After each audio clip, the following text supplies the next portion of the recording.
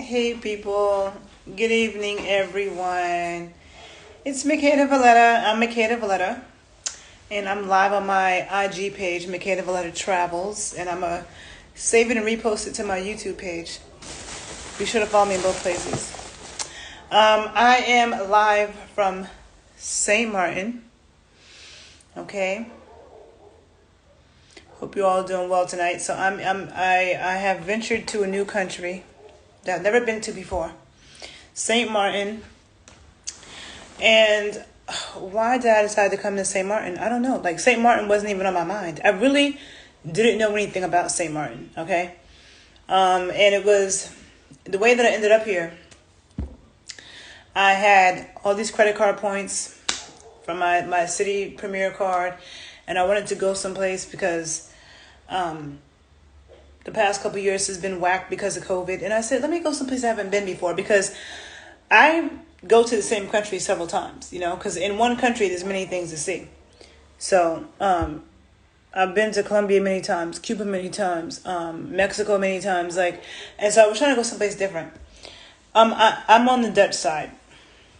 So yeah, that's an interesting thing about this country is that it's one country divided into two. Wait, I know it's divided. I know it's the French side and the Dutch side, but they're not two different countries. It's one country, right? But like one side is Dutch and one side is French.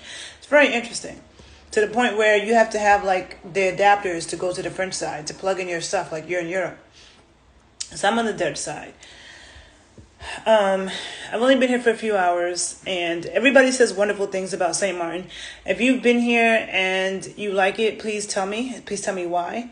I'm just got here like this afternoon, and thus far I don't really know how I feel. Like, it's kind of like mixed, but that's usually the case whenever I go to a new country. Like, sometimes when you go to a new place, it takes you a minute to like adjust to everything that's different than from what you're used to, and that's the thing about traveling, that it teaches you. But I've gone to a lot of Spanish-speaking countries like Colombia, Cuba, Mexico, Costa Rica, Puerto Rico, which is kind of part of the U.S. But Spanish-speaking countries, they are on their taxis. Like, you never have a problem with a taxi. Spanish-speaking people be on their taxi game, period. The thing I love about Colombia and Mexico, there's Uber, there's all kinds of like Colombian apps that's similar to Uber, so you can always get a taxi and it's cheap.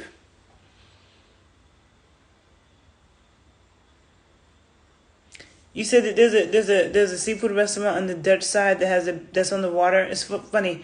I just came from a restaurant on the Dutch side that's by the water, but I don't think that's where you're talking about. If you remember the name of it, let me know.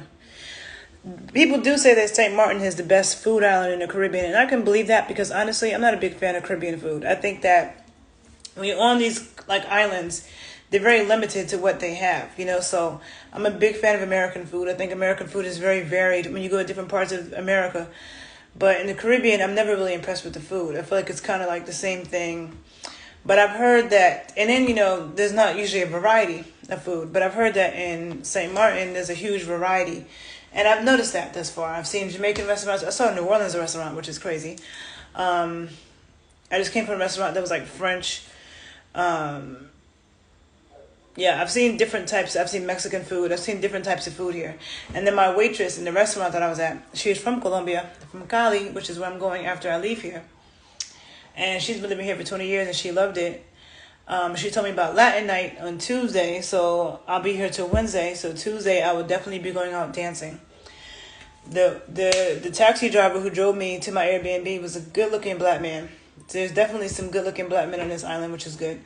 Because I find in my travels, most countries are either good on the female side of things. Like, I feel like Colombia has a lot of beautiful women, but the men, they're kind of whack. And it's funny because the waitress at the restaurant just said the same thing, that she didn't like the men in Colombia. And I'm like, no, the men in Colombia are whack. Like, no one's going there for the men. But with Cuba, it's like the opposite, But here, I've definitely noticed some good-looking black men. And people here are pretty friendly. People say that this is like the friendly island. I have noticed that people here are friendly. And the taxi driver that just drove me back now was Haitian. I have a soft spot for Haitians, okay? I love me some Haitian people, okay? Period, point blank. they just have such beautiful spirits to me. Like nobody, I just love Haitians. Okay, so there's a lot of Haitians here, and the taxi driver who drove me back was Haitian. But the thing is that my taxi ride from the airport over to my Airbnb was $15, but it was a 13-minute drive. If I was in Mexico City, if I was in, a lot of places in Cali, Colombia, and, it would be like $4 for that, So, and then I just took a cab back from where I was staying. I mean, from the restaurant I was eating at. It was like 5 minutes. He charged me $15. Like, that's way too much. You wouldn't pay that much in the States. So, to me, you definitely need a car here. And, my Airbnb host didn't tell me that. I, as an Airbnb host, would tell people that. And I tried to ask her ahead of time, like, do I need a car? Are you walking distance from the beach? Are you walking distance from food? She didn't answer me. And usually when I go places to foreign countries, I don't have to rent a car. Like, taxis are cheap. They're everywhere. Stuff is walking distance. But where I'm at now, I see that you need a car on this island. It doesn't seem like a very walkable place. Like, you need a car. That is a con. I don't like that. I don't like having to go someplace and having to rent a car. And the cars are not cheap. They're like $40 a day. So tomorrow I have to get a car because otherwise paying $15 to take a 5-minute taxi ride, and it's not even easy to get a taxi. It's not very efficient. You can't really move around. So that's one thing I don't like. Now, this is my first video here. I might feel different in a couple days, but I'm just saying, like, that I'm not that crazy about. Coming into the country, I was a bit stressed out because you have to fill out now in this. And go to the beach so I can see the planes. Yeah, I know about that. I know about that. I don't have a desire to stand there because for those of you who don't know, in St. Martin, the planes when they land, I've never seen anything like it. Like, it basically almost skims the head of people on the beach when it's landing. Like, you literally, like, it's like the plane lands. It's like let's say this is the beach with the people on it. The plane lands and like basically skims their head and lands. Right? It's crazy. And so some people stay on the beach and they feel the jet what is it? Not jet fumes. The blast from the jets, the engine. Some people do that. But there's people who've been killed doing that. There's people who've been blown like somewhere and got killed. There's people who his cameras and equipment got blown away into the ocean, And it's not something that I'm not trying to risk my life to watch a plane. So it's not that serious for me. But being on the plane when we landed, I got to see it from the plane side of things. But I just feel like this island is very expensive. And before I came here, I saw a video by a woman who is from here, or she lives here, and on YouTube, and she was talking about how people complain about how it's so expensive here, but it's a small island, right? And that's the thing about islands, period. Why? I mean, I'm from a small island, the island of Manhattan, but luckily the island of Manhattan is surrounded by New Jersey, by the Bronx, by, other things. But when you live on a small island, you have to think, how are you going to get off of it, first of all, in case of emergency? But secondly, when you live on a small island, most of the things that you get are coming from offside the island, right? So it makes things more expensive. Like even being in Hawaii, there's a lot of things you can't get in Hawaii, and stuff is like overly expensive because you're on this little island, right? So that's why I think living on a little island is not all it's cracked up to be. I would not want to live on any of these islands. To me, I don't like the cons here so far is that, like there's no Ubers, like there's Ubers everywhere. There's no Ubers here. There's no Uber Eats. Like in Mexico, Mexico and Colombia, you have Uber Eats and you have other apps that are unique to like Domicilio, and like some other apps that's unique to Colombia and Mexico that deliver food, that deliver anything you need. You need socks, you need shoes, you need toys, you need toiletries, you need flowers. I don't care what you need. They deliver it. So I like the fact that they're advanced like that, like technologically advanced. Here, they don't have any of that. There's no Uber. There's no Uber Eats. Like, you got to rent a car. It's hard to get a taxi. Taxis are super expensive. So that's what I don't like about here, okay? But again, every place has its pros and its cons, and I haven't been here enough to tell you all the pros. Okay. Thus far, I could say the pros are people are really nice and they are friendly. And then coming into the country, you had to fill out like a health questionnaire. You don't need to have a vaccine to come here, but if you're not vaccinated, you have to have a negative COVID test within 24 hours. And I didn't know that, so I was supposed to come here yesterday. And when I went to check into my flight, I realized, oh, I need to have a negative test. I didn't know that, so I had to change my trip to today. And you have to fill out some paperwork online. So you need to fill out some paperwork online beforehand and submit your health questionnaire, where they're asking you if you've been around people that's been sick. You have to upload your vaccine card or your negative test, and then they like so-called approve you to come onto the island. And so I didn't do that until I got to the airport this morning, because it wasn't working when I was trying to load the stuff on my computer. So I filled it out at the airport. Once you fill it out, they tell you that they'll get back to you within 12 hours, so that you know whether or not you are, qualified or approved to come onto the island.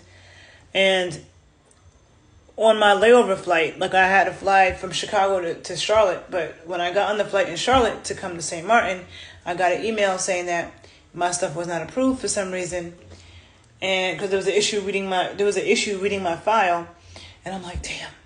So I tried to get on the internet on the flight. Internet wasn't working, so I could do it again. Couldn't. So I was a little bit nervous because I'm like, I don't want to fly here and I can't get in the country. But what happened was, when I was on the line to go through customs, there's a woman coming through asking to see your vaccine card or your negative test and your passport. I showed her my negative test and my passport, and she asked me for my health form, and I said, I was acting like I couldn't find it, and I was about to tell her, oh, I never got the email back. I was about to tell her that, but before I could say it, she said, just go ahead. She stamped my paper. Then I still filled it out, because I was thinking when I go through the customs, officer, like they might ask me for it again, but actually they didn't. When I got to the customs thing, they just saw the paper that was stamped and let me go through, and that was it. Easy breezy, right? And when I came, renting, like the car rental, there was a guy at the airport that told me he could give me the car for 5 days and be here to the 10th, from the 5th to the 10th, for $150. And I was going to rent the car, but then I was nervous that the navigation wasn't going to work and I wasn't going to understand where I was going. Because one of the things about all these countries, okay, I've spent lots of time in Costa Rica, been in different parts, in Cuba, but of course Cuba's a different story.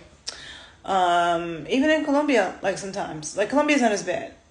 But a lot of countries, like the address that they give you, when you try to take it to a taxi, they don't understand the address. And the address is always like, it's over the hill, and you're going to see a yellow house, so you're going to make a right. Then you're going to drive under the trees and make a left when you see the red circle house. And, like nobody uses directions like that in America anymore. You put stuff in a navigation, or if someone's going to give me directions in the U.S., tell me what street I'm going to, but not drive past the red house and then make a left and then up the hill and you're going to see the place with the yellow gate. That's how they give instructions. And so when I got off the plane, I just wanted to get to where I was going. I didn't want to be lost trying to figure stuff out. So I didn't rent the car. Instead, I just let the taxi driver bring me here. But then when I got here, I realized you do need a car here. And all the places that I've gone to, except Tulum, Mexico, you kind of need a car. And Tulum is very much overrated, let me just tell you that. But most places I go, I don't need a car. I'm walking distance to the beach. I'm walking distance to food. You can easily rent a car. Not easily rent a car. Easily get a taxi. That's not the situation here. So if you come here, definitely rent a car. Okay. Now, I'm going to do that too, so I can explore the French side of the island. The whole island, I think, is like 34 miles, which is really small. So it's apparently the smallest island in the world that's occupied by 2 different countries. I'm trying to think, are they 2 different countries? Somebody knows about St. Martin. I don't think they're 2 different countries, but maybe they are 2 different countries. It's like the French side and the Dutch side. And it's supposed to be the smallest country in the world that's like occupied by 2 different countries or split up. I don't know, something like that. It's confusing. This is supposed to be, like I could see them having better food probably than the rest of the Caribbean. But, I'll report back when I have something more to report. This is just my first evening. I said, let me just make this video real quick. This is my first impressions. If you've been to St. Maarten and you have anything you want to share or tell me or put me on to, please let me know. Any place I should go, anything I should know, anything I should do. While I'm here, I will be doing work, so I'm not just, I'm not like, when I travel, I'm not like, oh, I'm just on vacation, just chilling out. I actually have work to do too, but I am going to explore a bit. But yeah, that's since being here, I've heard people speaking Spanish, so it seems like a very diverse island. And it's crazy because it's not a place that I really thought about too much, or it's come up in my world too much, but it seems like it's very diverse here, and all kinds of people gravitate towards here, and they like it. Like, there was a Jamaican man earlier who gave me a ride. He was really nice, older Jamaican man. And I didn't think he was Jamaican. He sounded Caribbean, but he didn't sound Jamaican. He told me that everybody tells him he doesn't sound Jamaican, but he loves it here. The cab driver drove me back was Haitian. My waitress in the restaurant was from Colombia. So it's a diverse nation, St. Maarten. It's very interesting. Very interesting. And it's nice. So I'm gonna leave that. I'm gonna let that be. I'm gonna leave that. Let that simmer here. And I'll continue maybe tomorrow or in 2 days to update you on what I have learned and discovered about the island of St. Maarten. Very interesting. French-Dutch island. And if you've been to St. Maarten, have anything to share, please put me on, okay? I'm trying to think, is there anything else? I don't think so. You don't need a vaccine to come here. I can tell you that, okay? And I hope you all have a good evening. Bye.